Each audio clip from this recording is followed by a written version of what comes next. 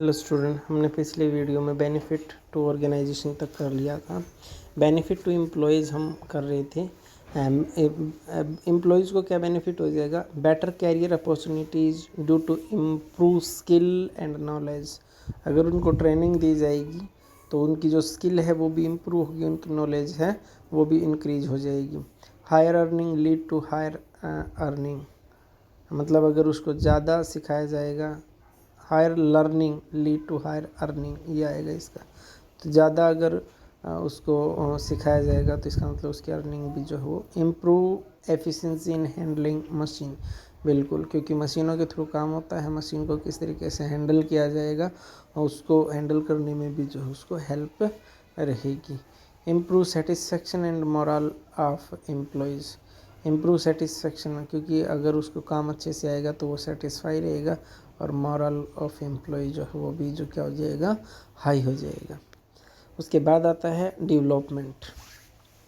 देखो, ट्रेनिंग के अंदर सिर्फ उसकी वर्क की रिगार्डिंग उसको सिखाया जाता है और डेवलपमेंट जो है उसका वाइड फॉर्म है और उसको वर्क के अलावा उसको ऐसी नॉलेज भी प्रोवाइड की जाएगी जो उसकी पर्सनैलिटी को डेवलप करेगी। ठीक है, जो परफॉर्मेंस के साथ साथ उसकी जो पर्सनैलिटी है वो भी इम्प्रूव हो जाएगी, उसमें भी जो है वो ग्रोथ होगी। तो ये डेवलपमेंट जो है ट्रेनिंग की वाइड फॉर्म है।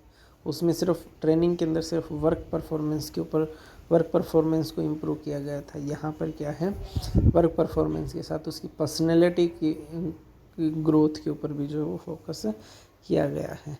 इन दोनों में इसने डिफरेंस बता रखा है। It is process to increase knowledge and skill. Training के अंदर सिर्फ काम के रिगार्डिंग, इस process of learning and growth, ये उसके ओवरऑल डेवलपमेंट से रिलेटेड है।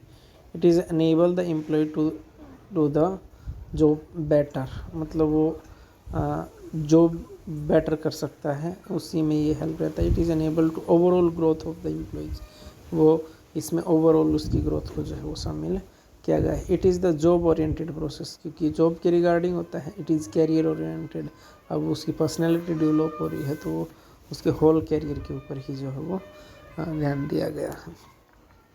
उसके बाद आता है ट्रेनिंग मेथड। ट्रेनिंग मेथड में ऑन द जॉब मेथड है और ऑफ द जॉब मेथड है।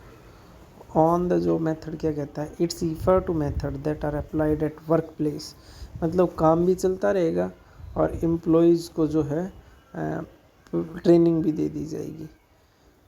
मतलब क्या है, सिखाने के साथ साथ उस काम भी जो है वो चलता रहेगा, यानी कि काम जो है वो नहीं रोका जाता इसके अंदर। ऑफ द जॉब ट्रेनिंग में क्या होता है, काम रुक जाता है, खाली उनको सिखाया जाता है।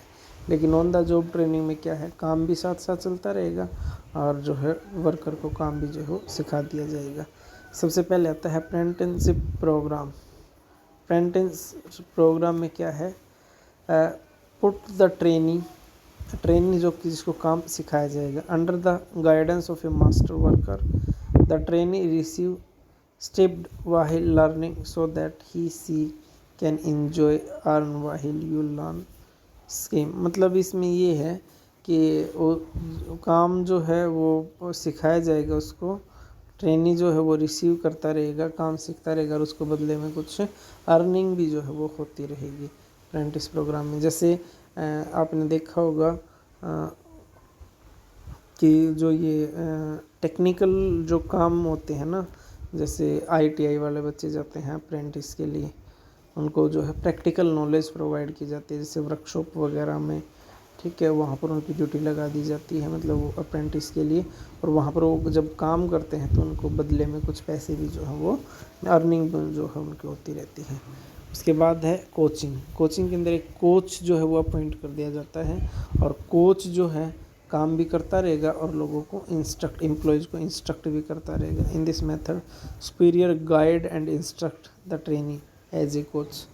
ठीक है, वो उनको गाइड करता रहेगा। The trainee work directly with a senior manager and the manager take full responsibility for the training coaching, क्योंकि इसमें जो मैनेजर होता है वो काम को सिखाता है और काम को सिखाने की जो रिस्पॉन्सिबिलिटी होती है वो सीनियर मैनेजर की होती है, जो एज ए कोच जो है उनको वो सिखाता है।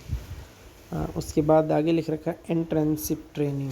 इसमें क्या होता है, यहाँ पर दो इंस्टीट्यूशंस काम करते हैं।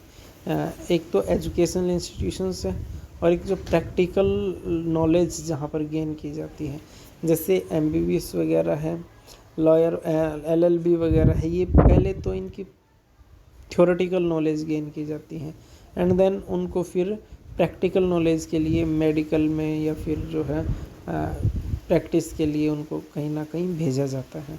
तो इंटर्नशिप ट्रेनिंग के अंदर यही होता है कि एजुकेशन पहले थ्योरेटिकल नॉलेज गेन की जाएगी एंड देन उनको भेज दिया जाएगा।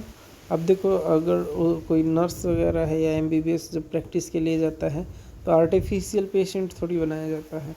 पेशेंट का डॉक्टर इलाज भी करता रहेगा और उसको बताते भी रहेंगे कि इस तरीके से ट्रीट करना होता है। तो ये हो जाएगा इंटर्नशिप ट्रेनिंग। उसके बाद आता है जॉब रोटेशन। जॉब रोटेशन के अंदर क्या है, जॉब रोटेशन में हमने एक ही जो है व्यक्ति को हमने ऑर्गेनाइजेशन की पूरे डिपार्टमेंट की नॉलेज जो है, सभी डिपार्टमेंट की नॉलेज एक ही व्यक्ति के अंदर हमने एक व्यक्ति को पहले एक डिपार्टमेंट की नॉलेज, फिर उसको दूसरे डिपार्टमेंट में डाल दिया, वहाँ की नॉलेज गेन कर ले, फिर उसको अलग डिपार्टमेंट में डाल दिया। इस तरीके से उसको ओवरऑल ऑर्गेनाइजेशन के अंदर जितने भी काम किए जाते हैं उन सब की नॉलेज उसको प्रोवाइड की जाती है, ताकि इमरजेंसी के टाइम में या किसी भी डिपार्टमेंट में किसी भी वर्कर के छोड़ के जाने से या किसी वर्कर की कमी को पूरा करने के लिए एक व्यक्ति को ओवरऑल ऑलराउंडर जो है उसको बना दिया जाता है, हर एक काम की उसको नॉलेज दी जाती है। तो इसके लिए ये किसके अंदर आता है, ये जॉब रोटेशन के अंदर आता है।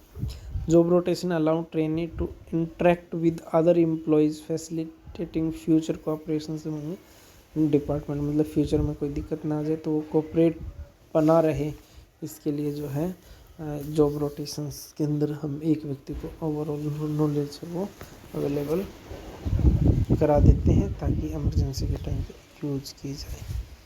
Thank you, have a nice day.